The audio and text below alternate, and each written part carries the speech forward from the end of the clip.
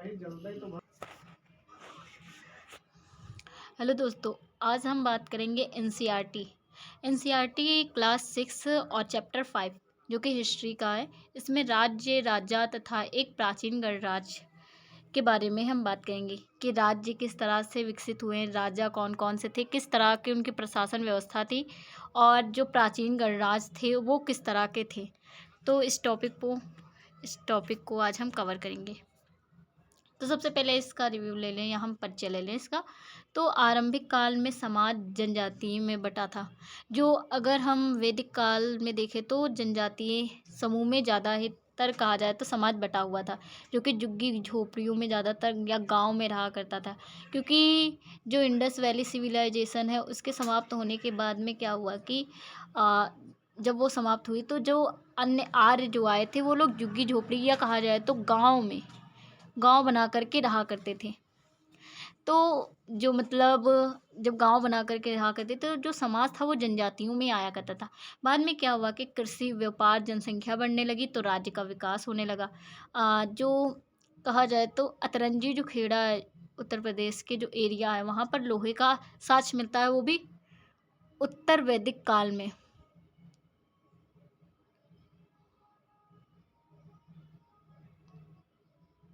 उत्तर वैदिक काल में कहा जाए तो इसके बारे में मतलब कहा जाए तो साक्ष्य मिलते हैं कि लोहे का आविष्कार हो गया था। तो लोहे की वजह से कहा जाए तो जो जंगल था भारत में बहुत ज़्यादा, तो उससे मतलब है जंगलों में पेड़ों को काट करके वहाँ पर लोग राज्य बसाना शुरू कर दिए और कहा जाए तो कृषि करना, और व्यापार भी बढ़ने लगा था और साथ ही साथ जनसंख्या भी बढ़ रही थी। इस वजह से सब लोग राज्य का विकास या होने लगा। अब इस अध्याय में 3 जो कि प्रमुख विषय हैं इन्हीं को आज हम समझेंगे। जनपद क्या है, महाजनपद क्या है, गणराज्य क्या है। तो आगे हम समझते हैं। अगर हम सबसे पहले बात करें तो क्या हुआ कि जब ऋग्वेदिक काल के बारे में हम बात करते तो वर्ण है या हम कहें वर्ण व्यवस्था, जिसे हम कहते हैं वर्ण व्यवस्था, जो मतलब कहा जाए तो पूरी तरह से विकसित नहीं हुई थी, परंतु उत्तर वैदिक काल तक को लाते आते वही वर्ण व्यवस्था जो कि अधिक विकसित हो गई। तो वर्ण व्यवस्था क्या होती है, तो हम अगर सीधे तौर पर कहें तो 4 वर्ण व्यवस्था होती हैं। अब ये 4 वर्ण या व्यवस्था क्या होती है, तो पहला है एक मतलब 4 भागों में लोगों को विभाजित किया था। पहला भाग अगर हम बात करें तो जिसे ब्राह्मण कहा गया। वही दूसरे की बात करें तो उसे क्षत्रिय कहा गया। तीसरा जो कि बात करें तो जिसे वैश्य कहा जाता था, और चौथा जो कि शूद्र। तो इन 4 कहा जाए तो वर्ण व्यवस्था थी, और इन चारों वर्ण व्यवस्था में कहा जाए तो ये 4 वर्ण व्यवस्थाएं थी, और उत्तर वैदिक काल तक आते आते ये बहुत ज़्यादा ही प्रचलित हो गए। अब ब्राह्मण और क्षत्रिय और वैश्य और शूद्र क्या है, तो इसे आगे हम टॉपिक को समझते हैं। तो अगर हम बात करें तो इस समय उत्तर भारत में खासकर गंगा यमुना वाला क्षेत्र, जो हम हिमाचल प्रदेश या उत्तर प्रदेश वाला एरिया समझ सकते हैं, इन क्षेत्रों में कई ग्रंथ रचे गए थे। ऋग्वेद की बात करें तो ये बहुत ही पहले है कहा जाए रच दिया गया था। फिर उसके बाद में कुछ ग्रंथ आते हैं, वो उत्तर वैदिक ग्रंथ कहलाए जाते हैं, जिनके अंतर्गत क्या आता है, सामवेद, यजुर्वेद, अथर्ववेद और अन्य ग्रंथ जो कि शामिल थे। पुरोहित द्वारा भी रचे गए ग्रंथ जो कि भिन्न भिन्न अनुष्ठान और संपादन की विधियों को बताया गया था, सामाजिक नियमों को के बारे में भी बताया गया था। इस समय कहा जाए तो जो सामाजिक नियम है तो उसमें महिलाओं और जो शूद्र थे उनके भी नियम थे। तो उनके लिए एक स्मृति मनुस्मृति है, जो कि मतलब एक ग्रंथ था, उसमें जो कि समाज के बारे में या शूद्र और महिलाओं के बारे में ज़्यादातर लिखा हुआ था। उस समय का समाज जो कि सामूहिक रूप से पुरोहित, योद्धा, कृषि, पशुपालक, व्यापारी, शिल्पकार, श्रमिक और मछली पकड़ने वाले तथा जंगल में रहने वाले लोग शामिल थे उसमें।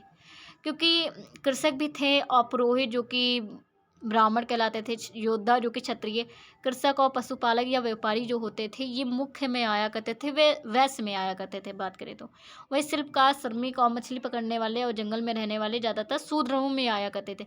यहाँ पुरोहित तथा युद्ध करने वाले वैभवशाली थे, मतलब अमीर थे।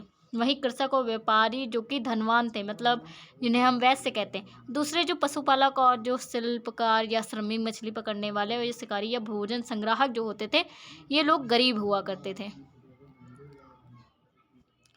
तो पुरोहित लोगों ने चार जो कि वर्गों में विभाजित किया लोगों को, जिसे हम वर्ण कहते हैं। इनके अनुसार वर्ण जो कि अलग अलग कार्यों के लिए निर्धारण होता था। पहला जो कि ब्राह्मण, मैं पहले बताया था, जो कि वेदों का अध्ययन करता था और जो कि उपहार मतलब अध्ययन करता था, यज्ञ कराता था और उपहार उसे मतलब दिया जाता था। जो ब्राह्मण हैं, जैसे अगर हम बात करें, जो आर्य आए थे वो ईरान साइड से आए थे, उन्होंने अपने आप को सुपीरियर कहा, मतलब श्रेष्ठ कहा खुद को। तो उन्होंने क्या किया कि जो वेद हैं उन्होंने ऐसा कहा कि वेदों में लिखा है कि 4 भागों में लोग विभाजित होंगे, तो उन्होंने खुद को सुपीरियर कहा तो और खुद को ब्राह्मण कह दिया। और जो मतलब युद्ध करने वाले को क्षत्रिय, वहीं जो व्यापार करते थे और बड़े बड़े कृषक थे तो उन्हें वैश्य कह दिया। और जो शूद्र होते थे, जो तीनों की सेवा करेंगे, तो उन्हें शूद्र का दर्जा दे दिया। तो जो ब्राह्मण थे या आर्य थे उन लोगों ने क्या कहा कि वेद सिर्फ वहीं पढ़ सकते हैं और यज्ञ वहीं कर सकते हैं, उपहार भी वहीं ले सकते हैं, उनकी स्थान कोई नहीं ले सकता। दूसरा, जब उन्होंने मतलब दूसरा स्थान जो कि शासकों को दिया था, जो कि क्षत्रिय कहला रहे थे, तो उनका काम जो कि युद्ध करना, लोगों की रक्षा करना बता दिया। वही तीसरा, विश्व या वैश्य कहें तो वो कृषक थे और पशुपालक व्यापारी इन तीनों में आते थे। और क्षत्रिय और वैश्य दोनों ही यज्ञ करने का अधिकार था। जो क्षत्रिय हैं और कहा जाए जो वैश्य हैं, इन दोनों लोगों को यज्ञ करने का पूरे तरीके से अधिकार था। वर्णों में जो शूद्र होते थे ये तीनों की सेवा करने का कार्य, मतलब क्षत्रिय है और ब्राह्मण है और वैश्य है, इनकी सेवा जो कि शूद्र करेगा, शूद्र के द्वारा इनकी सेवा की जाएगी। और कई अनुष्ठान करने का मतलब कोई अनुष्ठान करने का भी अधिकार इनको नहीं था। वहीं हम औरतों की बात करें तो चाहे औरत ब्राह्मण के घर की हो, चाहे क्षत्रिय, चाहे वैश्य, चाहे शूद्र, तो उसकी स्थिति एकदम शूद्र के ही जैसी होती थी। मतलब उसे ना ही महिला को बाहर निकलने देना, ना ही उसे वेदों का अध्ययन करने का अधिकार होता था। तो वर्णा व्यवस्था इस तरह थी।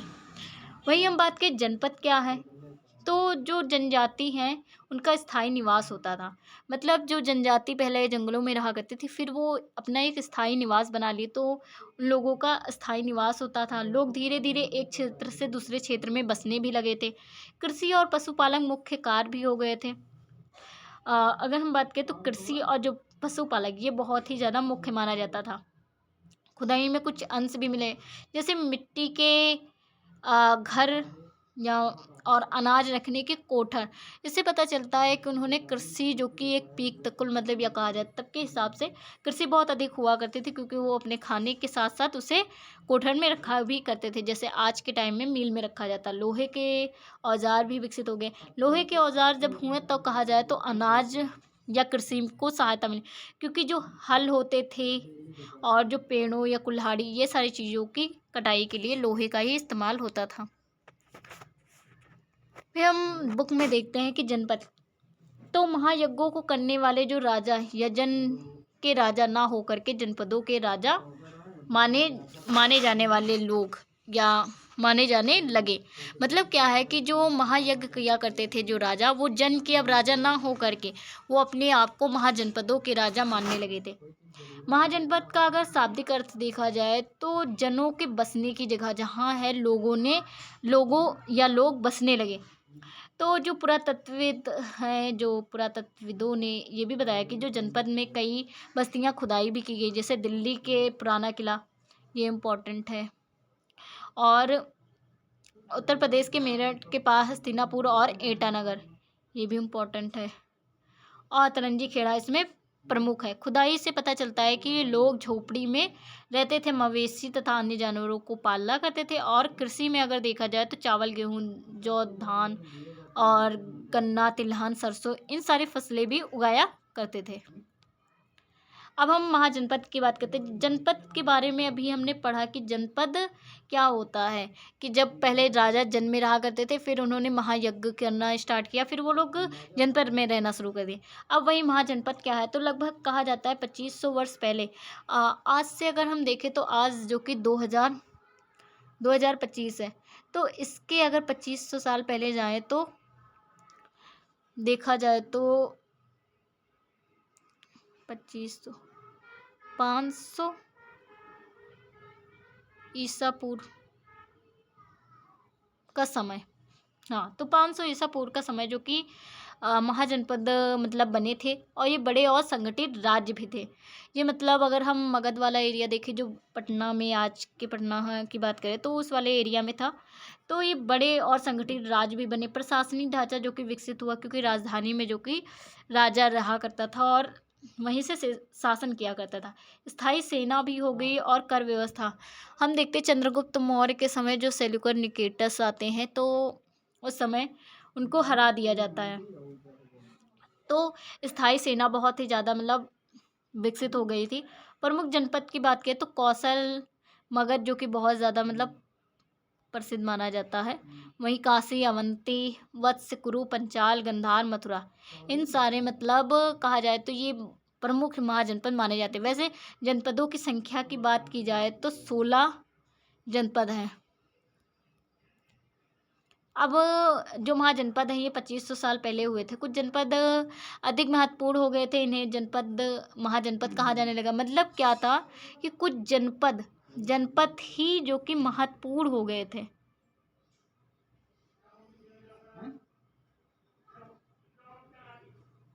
जो जनपद हैं वही महत्वपूर्ण हो गए थे, तो उन्हें ही महाजनपद कहा जाने लगा। अब महाजनपद की बात करें तो अधिकतर जो महाजनपद थे उनकी एक राजधानी हुआ करती थी। कई राजधानियों में किलेबंदी भी की गई थी, अर्थात इनके चारों ओर लकड़ी, ईंटें और पत्थर की ऊंची ऊंची दीवारें भी बनाई जाती थी। मतलब ये अगर कोई किला है तो इसके चारों ओर जो कि सुरक्षा दीवारें बनाई जाती थी। ऐसा लगता था कि जो राजा हैं वो जो आक्रमण करने वाले, जैसे अगर मान लो अवंती में कोई एक राजा और मगध में कोई एक राजा, मान लो यहाँ पर अवंती में एक राजा है और मगध में एक राजा है, तो ये इनके ऊपर आक्रमण ना कर दे, ये इनके ऊपर ना कर दे अचानक से, तो इनके लिए ये लोग पहले से ही मतलब व्यवस्था बनाए हुए रखते थे।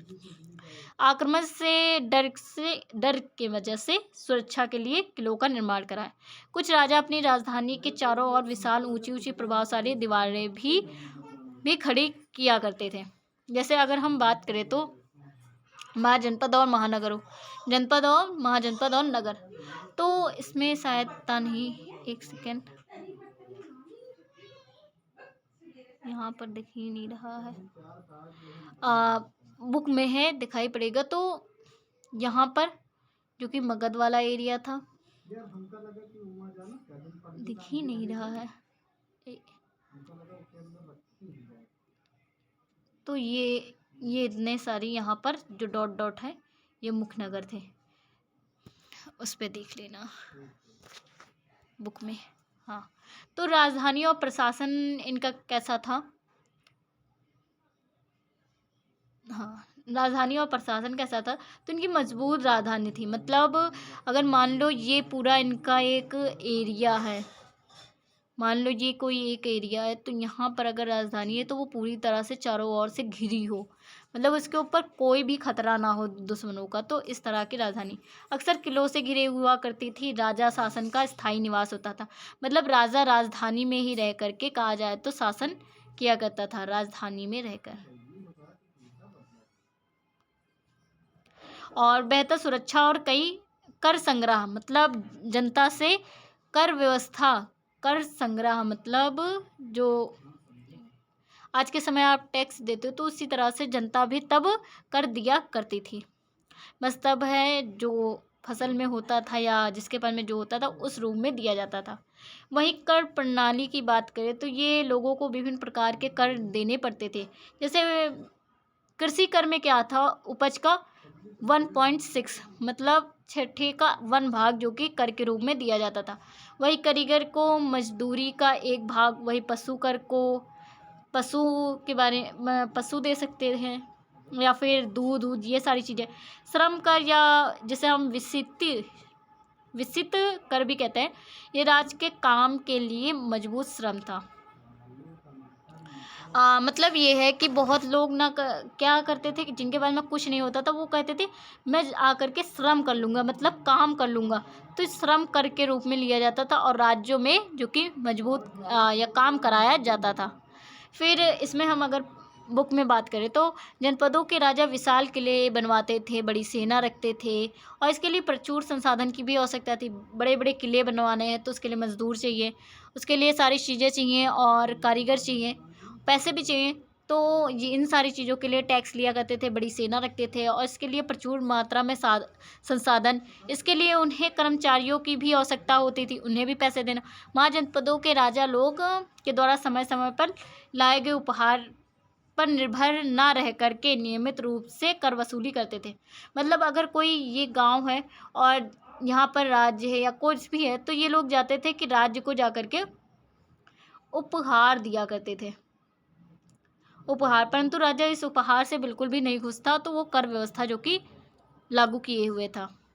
अब वो फसलों में लगाए गए कर के सबसे ज़्यादा महत्वपूर्ण होते थे क्योंकि अधिकांश लोग कृषक थे और इसमें 1/6 भाग का हिस्सा रूप में निर्धारित किया गया था, जिसे भाग कहा जाता। मतलब कर को क्या कहा जाता था? भाग। वही कारीगर के ऊपर लगाए गए कर्म श्रम में चुकाए जाते थे। मतलब आप जैसे कि बुनकर, लोहार या सुनार कुछ भी हो तो राजा के लिए कोई एक दिन के लिए काम करना पड़ता था। वहीं पशुपालक जो कि उत्पाद जो भी उनकी जानवरों या हम कहें तो जो भी उसका दूध या दही जो भी होता था वो राजा के पास में भिजवाया जाता था। वही व्यापारी जो कि सामान खरीदना बेचना के कार्य करते थे तो वो लोग क्या करते थे कि राजा को सामान के रूप में सबको दिया करते थे। अखेटकों और संग्राहकों को जंगल जो प्राप्त वस्तुएं, मतलब जो जंगल में रहा करते थे अगर उन्हें आम भी प्राप्त हो जाते थे तब वो लोग जो कि आम भी कहा जाए तो मतलब राजा को दिया करते थे। अब हम बात करें तो सेना का गठन किस तरह होता था, तो स्थायी सेना का निर्माण भी हो चुका था, सैनिकों को वेतन भी दिया जाता था। युद्ध में हथियार लोहे के बने हुए थे क्योंकि जब हम मगध के टाइम पर देखते हैं, मगध के टाइम पर तो लोहे का आविष्कार जो कि हो चुका था। तो युद्ध और जो हथियार जो थे युद्ध के वो लोहे के थे।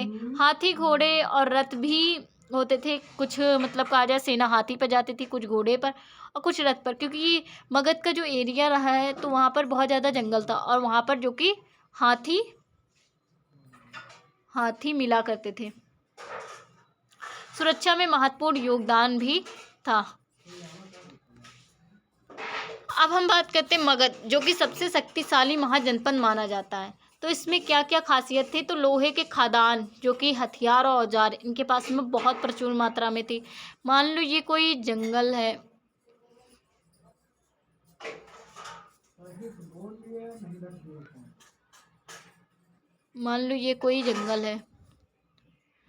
तो यहाँ पर खादान हुआ करते थे वो भी हथियार के।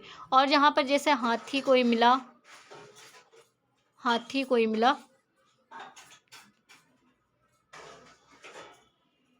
ऐसे मान लो हाथी कोई मिला तो उससे मतलब कहा जाए तो अपनी शक्ति को और बढ़ाते थे। तो लोहे के खादान थे, उर्वर जो कि भूमि थी क्योंकि गंगा इधर से निकल रही थी और कहा जाए तो जो अन्य नदियां हैं वो मिल रही थी और यहीं पर जो कि मगध का राज्य था। तो जब नदी के किनारे हम देखते हैं कि जो नदी है अपने साथ में अवसाद लाती है, तो इस वजह से जो आसपास का एरिया था वहाँ पर भी कहा जाए तो मतलब उर्वर जो कि भूमि थी। नदियाँ व्यापार परिवहन था क्योंकि नदियों के द्वारा व्यापार भी किया जाता था। शक्तिशाली राजा जो कि अजातशत्रु, बिंबिसार और महापद्म और चंद्रगुप्त मौर्य आदि हैं और राजधानी राजगृह बाद में पाटलिपुत्र हो जाती है। मगध की बात करें तो लगभग 200 साल के भीतर मगध का सबसे महत्वपूर्ण जो कि जनपद बन गया था। गंगा और सोन जैसी नदियां मगध से होकर के बहती थी। यातायात, जल वितरण, जमीन की उपजाऊ बनाने के लिए महत्वपूर्ण थी। इनके तीन मतलब कहा जाए तो मुख्य कार्य हो गए।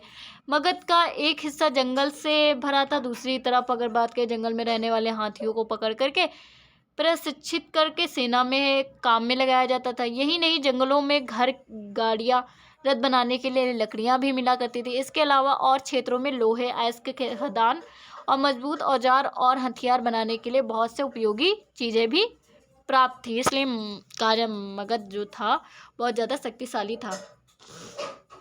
उसकी भौगोलिक कंडीशन बिल्कुल सही, उसकी इकोनॉमिक्स कंडीशन जो कि पूरी तरह से सही थी, और पॉलिटिकल कंडीशन जो कि इतने अच्छे राजा थे, तो वो पूरी तरह से कहा जाए तो मगध पूरी तरह से मतलब शक्तिशाली के साथ साथ बहुत ज़्यादा समृद्ध भी था।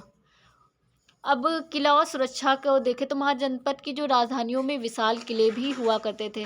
बड़े बड़े विशाल विशाल किले हुआ करते। सुरक्षा और संग्रह और शक्ति प्रदर्शन भी हुआ करते थे। कर को सुरक्षित रखते थे और शक्ति का भी प्रदर्शन किया करते थे। जैसे हम सेल्यूकड निकेटर्स की बात करते हैं या हम बात करें सिकंदर को लेकर के, तो जो मतलब कहा जाता है कि सिकंदर जो मगध की भौगोलिक स्थिति को देख करके ही यहाँ पर नहीं आया था। किला निर्माण में जनता से मजबूत श्रम लिया जाता था। इन सारे किले निर्माण हुआ करते थे। मान लो कोई किला बन रहा है, मान लो ये कोई किला बन रहा है, ये क्या बन गया, मान लो ये कोई किला बन रहा है, एक सेकेंड, हम बना रहे हैं किला।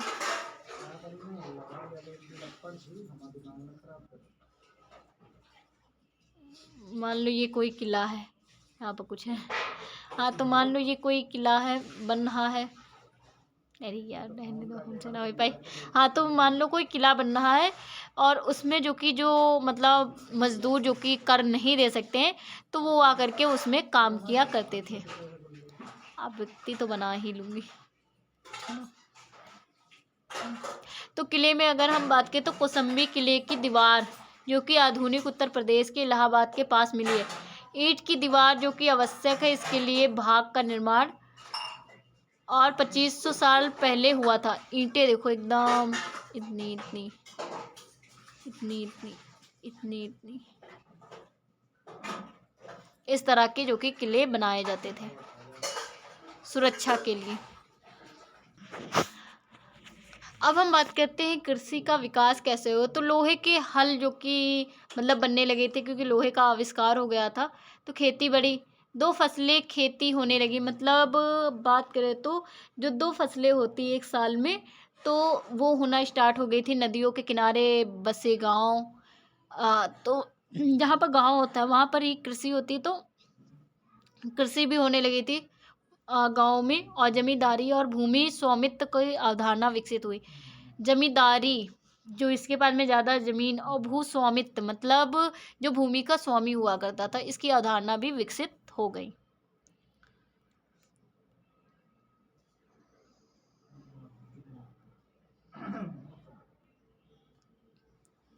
अब अगर हम बात करें कृषि में परिवर्तन, तो इस युग में कृषि के क्षेत्र में 2 बड़े परिवर्तन आए। हल्के फाल अब लोहे के बनने लगे और कठोर जमीन को लकड़ी के फाल की तुलना में लोहे के फाल आसानी से जोतने भी लगे। जो जिन्हें हल कहते हैं वही होते हैं फाल। इससे फसलों की उपज भी बढ़ गई। दूसरे लोगों ने धान के पौधे रोपण शुरू कर दिए और खेतों के बीज छिड़क करके धान उपजाने लग के बजाय धान के पौधे तैयार कर उनका रोपण शुरू कर दिया। अब पहले की तुलना में बहुत ज़्यादा पौधे जीवित रह जाते थे, इसलिए पैदावार ज़्यादा होने लगी और कमर तोड़ परिश्रम लगता था। ये काम ज़्यादातर दासी भूमिहीन खेतीहर मजदूर या कम्माकार जिसे हम कहते हैं वो किया करते थे। मतलब ये है कि जो पहले लकड़ी के है जो कि फाल हुआ करते थे, तो ज़्यादा है गहराई तक कुल नहीं खोदते थे। वहीं यहाँ लोहे के आगे तो ज़्यादा गहराई तक कुल खोदने लगे। लोग है धान की कृषि करना स्टार्ट कर दी, बीजों को छिड़क करके और धान की खेती स्टार्ट की। और कहा जाए तो इसमें बहुत अधिक परिश्रम भी लगता था। तो इसका काम जो कि दास दासी और जो खेतिहर, जिनके पास में कोई खेती नहीं होती थी, वो लोग किया करते थे। प्राचीन गणराज्य जो कि उदाहरण के तौर पर वज्जिज वज्जिज वज्जिज जिसे बोलते हैं, सबसे प्राचीन राजनीतिक प्रणाली में से एक माना जाता है ये गणराज्य जो कि सामूहिक शासन था। इसमें सब लोग मिलकर के, राजा नहीं बल्कि अनेक शासक गण अध्यक्ष होते थे। मतलब इसमें कोई राजा नहीं होता था, इसमें जो कि पुरुष में सबको मिलकर के इस मतलब गढ़ को चलाया करता था। प्रमुख गढ़ वज्जी संघ या साक के मल्ल या कौल्य या वैशाली केंद्र ये होते थे। तो वज्जी की हम इसमें बुक में बात करते हैं, तो जैसा कि तुमने ऊपर पढ़ा कि मगध एक शक्तिशाली राज्य बन गया था, तो उसके नज़दीक जो कि एक वज्जी राज्य भी था, जिसकी राजधानी वैशाली थी, बिहार। जो कि यहाँ एक अलग किस्म का शासन व्यवस्था हुआ करती थी, या गढ़ या संघ कहलाते थे। अब गढ़ या संघ क्या है, तो इसमें देखे तो इसमें कई शासन होते थे या शासक होते थे, क्योंकि मतलब बहुत लोग मिल करके इसका शासन किया करते थे। कभी कभी लोग एक साथ शासन करते थे, जिसमें से प्रत्येक व्यक्ति राजा कहलाता था। सभी राजा विभिन्न अनुष्ठानों को एक साथ संपन्न करते थे। मतलब क्या है कि यहाँ पर पापा भी, लड़का भी, और बुआ का है लड़का या फूफा जी, सब जने मिल करके कहा जाए तो एक साथ शासन किया करते थे। इसमें कोई एक राजा नहीं हुआ करता था, तो इसीलिए इसे गढ़ या संघ कहा जाने लगा। तो जब ये लोग अनुष्ठान किया करते थे तो एक साथ ही संपन्न किया करते थे, और इन्हें एक साथ ही कहा जाए तो राजा ये सब कहलाते थे। सभाओं में बैठक, बातचीत, बहस, वाद विवाद ये सब जारी और तय करते थे। यह कह कि क्या करना है कि क्या नहीं करना, क्या चीज़ सही है क्या चीज़ नहीं। शत्रुओं के आक्रमण को निपटाने के लिए मिलजुल करके चर्चा भी करते थे ये लोग। स्त्रियां, दास, कम्मागार इन सभाओं का हिस्सा नहीं ले सकते थे। देखो, स्त्रियां जो होती थी और जो दास होते थे, या हम कहें तो जिनके पास में कोई भूमि नहीं होती थी, वो लोग क्या करते थे, जो कामगार हुआ करते थे, वो लोग इन सभाओं में भाग बिल्कुल भी नहीं लेते थे।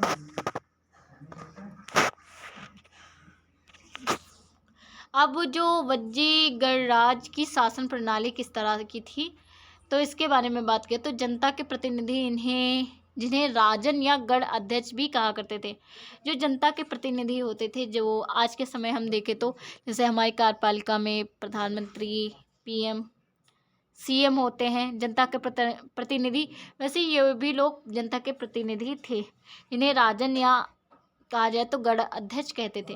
निर्णय सभा के लिए जाते थे, मतलब पूरी सभा बैठती थी, एक समूह कहा जाए तो उसी के द्वारा निर्णय लिया जाता था। युद्ध, न्याय, कर सामूहिक रूप से निर्धारित था।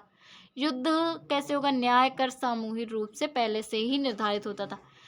बुद्ध ने वज्जियों की शासन व्यवस्था की प्रशंसा भी की थी। जो बौद्ध धर्म में बुद्ध जो थे, गौतम बुद्ध, उन्होंने इनके जो शासन व्यवस्था की प्रशंसा भी की थी अपने ग्रंथ में। अब वज्र संघ का वर्णन जो कि दीर्घ निकाय से के लिए मतलब जो दीर्घ निकाय से लिया गया था। दीर्घ निकाय एक प्रसिद्ध बौद्ध ग्रंथ है। जो ये दीर्घ निकाय है, ये एक बहुत प्रसिद्ध मतलब बौद्ध ग्रंथ है, जिसमें बुद्ध के कई व्याख्यान दिए गए, जब करीब 2300 जो साल पहले लिखा गया था। अब इसमें अजातशत्रु, या जिसे हम कहते हैं अजातशत्रु या वज्जी और वज्जी संघ, मतलब जो अजातशत्रु थे ये वज्जी संघ के ही थे। अजातशत्रु वज्जी संघ पर आक्रमण करना चाहते, मतलब ये आक्रमण करना चाहते थे इस पर, इस मतलब है कहा जाए तो इस व्यवस्था के नहीं थे। इन्होंने अपने मंत्री वत्स्यकार को बुद्ध के पास सलाह के लिए भेजा। जो अजातशत्रु हैं, इन्होंने अपने मंत्री को कहा, किसके पास में भेजा कि बौद्ध धर्म या गौतम बुद्ध के पास में भेजा, वो भी सलाह के लिए। तो बुद्ध ने उनसे पूछा कि क्या वज्जी सभाएं नियमित रूप से होती हैं। मतलब उन्होंने ये पूछा कि जो वज्जी सभाएं होती, एक साथ में सभा करते, तो वो क्या नियमित रूप से होती। तो उन्होंने सभी सदस्य उपस्थित होते हैं, उन्होंने ये भी पूछा, तथा उसमें क्या सभी सदस्य उपस्थित होते। जब उन्हें पता चला कि ऐसा होता है कि उन्होंने कहा कि वज्जीवासी तब तक उन्नति करते रहेंगे जब तक वे पूर्ण रूप से नियमित सभाएं करते रहेंगे।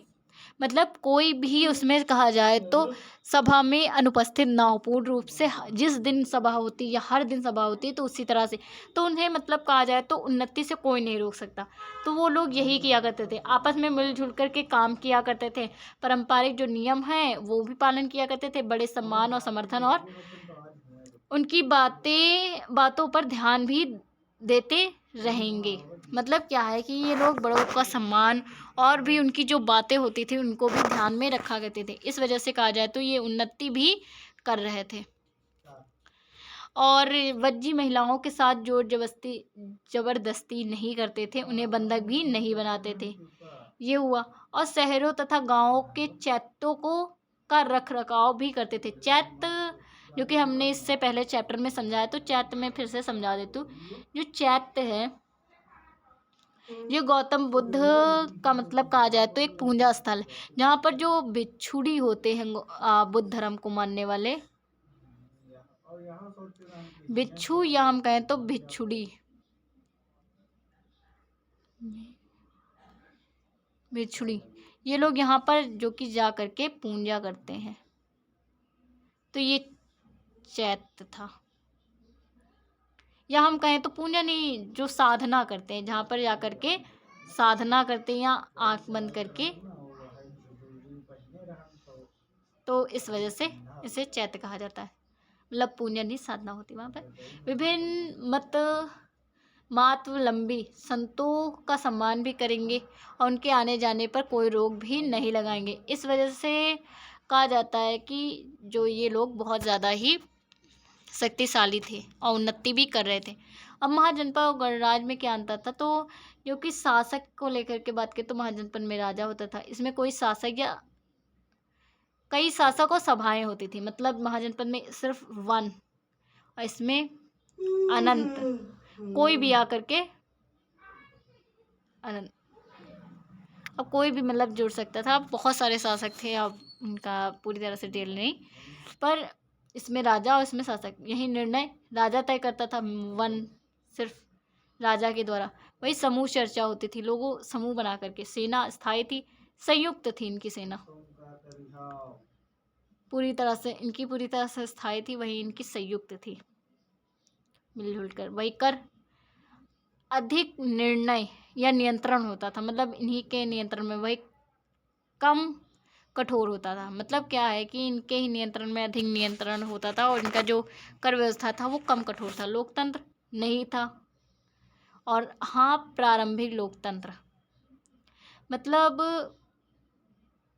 इसमें लोकतंत्र बिल्कुल भी नहीं था, इसमें तो कहा जाए तो राजतंत्र था, राजतंत्र। वहीं प्रारंभिक में लोकतंत्र था इसमें। तो गणराज्य और महाजनपद में अंतर पता चल गया। अब गण की बात करें तो गढ़ समझ लो। गढ़ शब्द, यहाँ पर गढ़ शब्द है का प्रयोग कई सदस्यों वाले समूह के लिए किया जाता था। अब इसे मैं लिख देती हूँ। गढ़ शब्द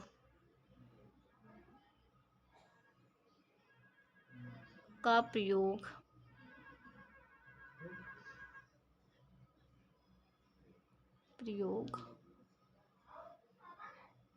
कई, ये प्रयोग है। आप देख लो, इसमें गढ़ शब्द का प्रयोग और कई सदस्यों और समूहों के द्वारा किया जाता था, उसे हम गढ़ कहते हैं। वहीं हम संघ की बात करें, संघ अर्थात संगठन या सभा, मतलब कोई सभा होना, सभा, या फिर कहा जाए तो कोई संगठन,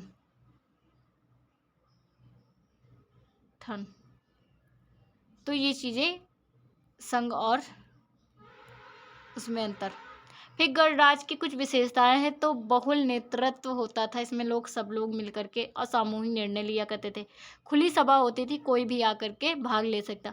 मत विभाजन तथा बहुमत भी होती थी, अपेक्षाकृत किसी भी चीज़ पर निर्णय नहीं लिया जा रहा तो मत करवा लो, बहुमत करवा लो, अपेक्षाकृत अधिक लोकतांत्रिक माना जाता है। अब अन्य जो देखते तो एटलस में यूनान के एंथेस, जो कि इसमें कहा जाता है कि 2500 साल पहले एथेंस के लोग ने एक शासन व्यवस्था की स्थापना की थी, जिसे प्रजातंत्र या कहा जाए गणतंत्र कहते हैं। यह व्यवस्था लगभग 200 साल तक चली और 30 साल के ऊपर के उन सभी पुरुषों को पूर्ण नागरिकता प्राप्त थी। मतलब 30 साल से प्लस जो दास नहीं थे। वहाँ एक सभा थी जो महत्वपूर्ण विषयों पर निर्णय के लिए साल भर के काम से मतलब कम से कम 40 बार बुलाई जाती थी। साल में 40 बार बुलाई जाती थी।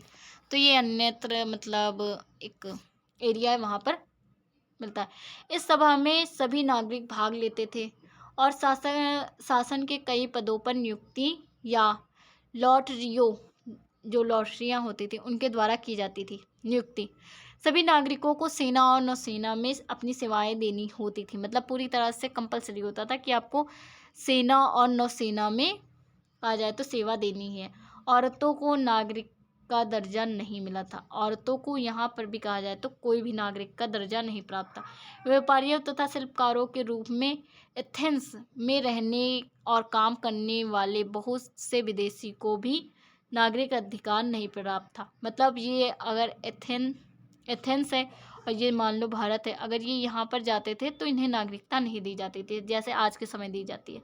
एथेंस में खदानों, खेतों, घरों और कार्यशालाओं में काम कर रहे दासों को भी नागरिक अधिकार नहीं मिलता था। मतलब जो छोटे मोटे खदानों में, खेतों में और घरों में कार्य करते थे तो उन्हें भी नहीं मिलता था। मतलब सीधी तौर पर जो अमीर था, जो अमीर था उसे नागरिकता प्राप्त थी।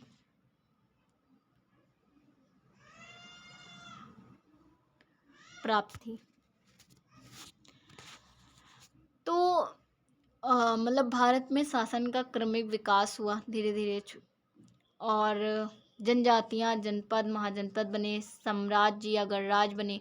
मगध का उदय और वज्जी जैसे गणराज्य प्रारंभिक राजनीतिक संरचनाओं के भी प्रतीक माने जाते हैं। अब इसमें कुछ शब्द हैं। राजा, अगर ये समझ गए तो पूरा चैप्टर समझ गए। अश्वमेध, मतलब ये एक यज्ञ है। अश्वमेध यज्ञ जो भी मैंने बताया था, बड़े बड़े यज्ञ किया करते थे। वर्ण, वर्णाव्यवस्था होगी। जनपद, जहाँ पर जनों ने कहा जाए तो बसना शुरू किया।